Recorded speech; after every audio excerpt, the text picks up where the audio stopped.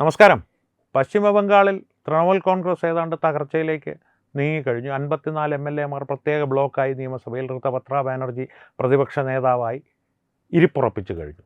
അത്തരത്തിലുള്ളൊരവസ്ഥയിലേക്കാണോ കേരള നിയമസഭയിൽ LDF പോകുന്നത് എന്നുള്ളത് കണ്ടറിയേണ്ടിയിരിക്കുന്നു. ഇടതുപക്ഷ ജനാധിപത്യ മുന്നണി എന്നൊക്കെയാണല്ലോ ഇതിൻ്റെ ഒരു മലയാള തർജിമ. ഇടതുപക്ഷ ജനാധിപത്യ മുന്നണിയിൽ CPI ചരിത്രത്തിലില്ലാത്ത തരത്തിലുള്ള ഒരു കലാപക്കൊടി ഉയർത്തിയിരിക്കുകയാണ്. ഇപ്പോൾ പ്രതിപക്ഷ ഉപനേതാവ് എന്ന പദവി അവർക്ക് തന്നെ വേണം എന്നുള്ള ഒരു വാശിയിലാണ് CPI. കാരണം കൃത്യമായിട്ട് ഇപ്പോഴാണ് അവർക്ക് വാശി പിടിക്കാനുള്ള ഏറ്റവും നല്ല സന്ദർഭം. കാരണം 35 MLA മാർ എന്നുള്ളൊരു പരിതാപകരമായ സംഖ്യയിലേക്ക് LDF കേരളത്തിൽ ഒതുങ്ങിപ്പോയിരിക്കുന്നു. ജനം ഏതായാലും LDFനെ ഒരു പാഠം പഠിപ്പിച്ച് നിയമസഭയിൽ ഇരുത്തിയിട്ടുണ്ട്. 35 പേർ മാത്രമായിട്ട്. അതിൽ തന്നെ CPIക്ക് നല്ലൊരു സംഖ്യ MLA മാരുള്ളത് കൊണ്ട് തന്നെ, ഇതിൽ പ്രത്യേക ഒരു പാർട്ടി ആയതുകൊണ്ട് തന്നെ അവർ ഈ LDFൽ നിന്നൊരു മാറി നിന്നാൽ പോലും അതിന് കൂറുമാറ്റമോ ഒന്നും പ്രശ്നമാകില്ല. തന്നെയുമല്ല, പിണറായി വിജയനെതിരെ ഇപ്പോൾ സംസാരിക്കുന്നത് ഒരു പൊതുജനപ്രീതി കൂട്ടുമെന്നുള്ള തിരിച്ചറിവ് ബിനോയ് വിശ്വത്തെ പോലെ തന്ത്രജ്ഞനായൊരു രാഷ്ട്രീയക്കാരനുണ്ട്. അതുകൊണ്ട് തന്നെ CPI നേതാവായ CPIയുടെ ഇപ്പോൾ പരമോന്നത നേതാവെന്ന് പറയാവുന്ന, തിരഞ്ഞെടുക്കപ്പെടാതെ അതിലേക്ക് നൂലുകെട്ടി ഇറക്കപ്പെട്ട ബിനോയ് വിശ്വത്തിന്, ആ സ്ഥാനത്തേക്ക് നൂലുകെട്ടി ഇറക്കപ്പെട്ട ബിനോയ് വിശ്വത്തിന് ഇപ്പോൾ കൃത്യമായിട്ടറിയാം പിണറായി വിജയനെ വിമർശിച്ചാൽ ജനപ്രീതി കൂടും. കാരണം പിണറായി വിജയൻ എന്നുള്ളൊരു വ്യക്തി കഴിഞ്ഞ 10 വർഷങ്ങളായി കേരള ജനതയെ വെറുപ്പിച്ചതുപോലെ മറ്റൊരു രാഷ്ട്രീയ നേതാവും മലയാളി സമൂഹത്തെ എന്നല്ല ഭാരതീയ സമൂഹത്തെ വെറുപ്പിച്ചിട്ടില്ല. ധാർഷ്ട്യം, അഹങ്കാരം, മണ്ടത്തരം, ധൂർത്ത്, ഇല്ലാത്ത ഗുണങ്ങളൊന്നുമില്ല. ഗുണങ്ങളെന്നുള്ളത് ഞാനൊരു ഡബിൾ കോട്ട്സിൽ പറയുകയാണ്. അങ്ങനെ വേണം പ്രേക്ഷകരും അത് കാണാനെന്ന് അഭ്യർത്ഥിക്കുന്നു. അത്തരത്തിലുള്ളൊരു വെറുപ്പ് സമ്പാദിച്ച മറ്റൊരു നേതാവ് സമീപകാലത്ത് എൻ്റെ ഓർമ്മയില്ല. പ്രേക്ഷകർക്കുണ്ടെങ്കിൽ പറയുക. നരേന്ദ്രമോദി എന്നുള്ള ഒരു പേര് പറയാൻ ആഗ്രഹമുള്ളവർ കാണും. അവർ ആ ആഗ്രഹം സാധിക്കട്ടെ, അത് ആ വഴിക്ക് വിട്ടേക്കുക. കാരണം നരേന്ദ്രമോദിയെ ജനം വെറുക്കുന്നുണ്ടോ ഇല്ലയോ എന്നുള്ളത് പ്രേക്ഷകർക്കറിയാവുന്ന കാര്യമാണ്, എനിക്കും അറിയാവുന്ന കാര്യമാണ്, ഭാരത ജനതയ്ക്കും അറിയാവുന്ന കാര്യമാണ്. നരേന്ദ്രമോദി ഏതെങ്കിലും തരത്തിൽ പിണറായി വിജയനുമായിട്ടൊന്ന് താരതമ്യം ചെയ്യണമെന്നുള്ള ആഗ്രഹമുള്ള സഖാക്കളും കാണും. അതും മറ്റൊരു വശം.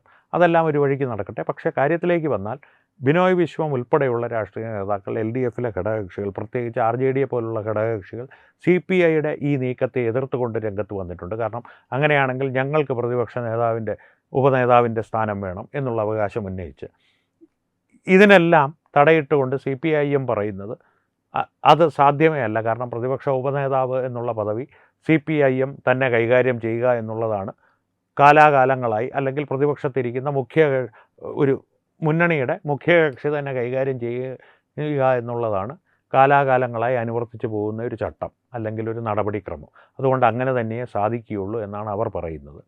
അതുകൊണ്ട് തന്നെ LDFും ഒരു പിളർപ്പിലേക്ക് പോവുകയാണോ എന്നുള്ള ഒരു സംശയം രാഷ്ട്രീയ നിരീക്ഷകരുടെ ഇടയിൽ നിലനിൽക്കുന്നുണ്ട്. ഇപ്പോൾ CPIയുടെ ഭാഗത്തു നിന്ന് നമുക്കറിയുവാൻ കഴിയുന്ന ഏറ്റവും പുതിയ വിവരം, തങ്ങളുടെ അഭിമാനം പണയം വെച്ചുകൊണ്ടുള്ള ഒരു സമരസത്തിനും വഴങ്ങുന്ന പരിപാടിയില്ല. സമവായങ്ങളിൽ എപ്പോഴും CPI വിട്ടുകൊടുക്കുക, അല്ലെങ്കിൽ CPI ഒന്നോ രണ്ടോ പടി താഴേക്ക് ഇറങ്ങി വരിക എന്നുള്ളതായിരുന്നു ഇതുവരെ ചരിത്രത്തിൽ നടന്നിട്ടുള്ളത്. ഇനി അത്തരത്തിലുള്ളൊരു നീക്കം CPIയുടെ ഭാഗത്തു നിന്ന് ഉണ്ടാകേണ്ടതില്ല എന്നുള്ളതാണ് CPI നേതാക്കളെല്ലാവരും ചേർന്നെടുത്തിരിക്കുന്ന തീരുമാനമെന്നാണ് ഏറ്റവും പുതിയ വിവരം. ഇപ്പോൾ ഈ അഭിമാനം പണയം വെച്ചുകൊണ്ടുള്ള യാതൊരു സമവായത്തിനും നമ്മൾ ഒരുങ്ങേണ്ടതില്ല എന്നുള്ളൊരു തീരുമാനം CPI എടുക്കുമ്പോൾ ന്യായമായും ഇത്രയും കാലം LDFൻ്റെ ഒരു പ്രവർത്തനം ശ്രദ്ധിച്ചിട്ടുള്ള ആർക്കും ഒരു ചോദ്യം മനസ്സിലുണ്ടാകാം, അല്ലെങ്കിൽ ഉയർന്നു വന്നേക്കാം.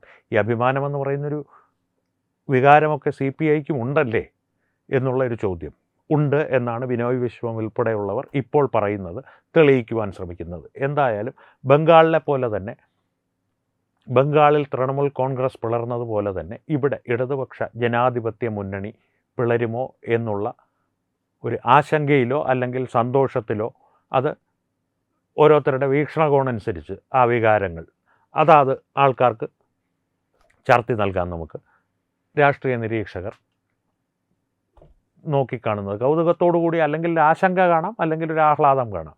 ഒരു നിർമ്മരായി, നമ്മുടെ പിണറായി വിജയൻ പറഞ്ഞല്ലോ, ഞാൻ നിർമ്മനായിട്ടാണ് എല്ലാം നോക്കിക്കാണുന്നതെന്ന് പറഞ്ഞാൽ, യഥാർത്ഥത്തിൽ ഒരു ഡിസ്പാഷനേറ്റായിട്ട്, ഒരു വികാരങ്ങൾക്കടിപ്പെടാതെ ഇത്തരം കാര്യങ്ങളെ സമീപിക്കുന്ന രാഷ്ട്രീയ നിരീക്ഷകർ കൃത്യമായിട്ട് ഇത്തരത്തിലൊരു വിഭജനം LDFൽ ഉണ്ടായാൽ കേരളത്തിൻ്റെ രാഷ്ട്രീയ ഭാവിയിൽ ഒരു മൂന്നാം മുന്നണിക്കുള്ള സാധ്യത കൂടുതൽ തെളിഞ്ഞു വരുമോ എന്നുള്ള ഒരു കണക്കുകൂട്ടലിലാണ്. അത്തരത്തിലുള്ളൊരു സാധ്യത തെളിഞ്ഞു വരികയാണെങ്കിൽ ആ മൂന്നാം മുന്നണിയായി ഉയർന്നു വരുന്നത് ഏത് മുന്നണിയായിരിക്കുമെന്നുള്ള കാര്യത്തിൽ ഇപ്പോൾ രാഷ്ട്രീയ നിരീക്ഷകർക്ക് സംശയമൊന്നുമില്ല. പ്രത്യേകിച്ച് എൻ ഡി എയുടെ ഭാഗത്ത് നിന്ന് വലിയ വീഴ്ചകളൊന്നും ഉണ്ടായില്ലെങ്കിൽ, എയിംസ് പോലുള്ള വലിയ വലിയ നേട്ടങ്ങൾ കേരളത്തിന് നേടിക്കൊടുക്കുവാൻ എൻ ഡി എക്ക് സാധിച്ചാൽ ആ വഴി കൂടുതൽ വിശാലമായി അവരുടെ മുൻപിൽ തുറന്നു വരുമെന്നുമാണ് രാഷ്ട്രീയ നിരീക്ഷകർ പറയുന്നത്. അതിൽ സംശയമൊന്നും വേണ്ട എന്നാണ് എൻ്റെയും വ്യക്തിപരമായിട്ടുള്ള അഭിപ്രായം. അപ്പോൾ എൻ ഡി എയുടെ മുന്നിൽ ഒരു മൂന്നാം മുന്നണിയായി കേരളത്തിൽ ഉയർന്നു വരുവാനുള്ള സാഹചര്യങ്ങൾ,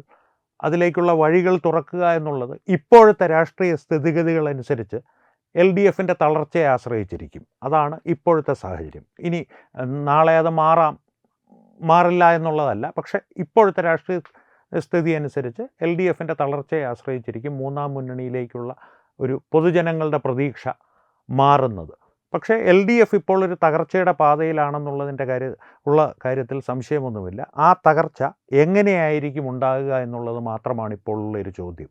അത് CPIയുടെ ഒരു കലാപത്തോടു കൂടിയാണോ അത് തുടങ്ങുവാൻ പോകുന്നത്, അതോ മറ്റേതെങ്കിലും തരത്തിലായിരിക്കുമോ, അതോ പിണറായി വിജയൻ തന്നെ പ്രതിപക്ഷ നേതാവായി എൽ ഡി എഫിനെ പൂർണ്ണമായൊരു പതനത്തിലേക്ക് നയിക്കുമോ എന്നുള്ളത് ഇനി നാം കണ്ടറിയേണ്ട ഒരു കാര്യമാണ്.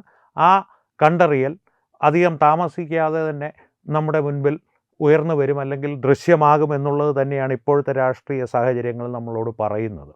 എന്തായാലും ഇത് സംബന്ധിച്ച് എൽ ഡി എഫിൻ്റെ തകർച്ച കേരളത്തിന് അനിവാര്യമാണോ, ഈ ഒരു മാറ്റം കേരളത്തിന് അനിവാര്യമാണോ എന്നുള്ളത് സംബന്ധിച്ച് പ്രേക്ഷകരുടെ അഭിപ്രായം തീർച്ചയായും കമൻറ്റുകളിലൂടെ ഞങ്ങളുമായി പങ്കുവയ്ക്കുക. സംവാദങ്ങൾ തുടരട്ടെ. വീണ്ടും കാണാം. നന്ദി, നമസ്കാരം.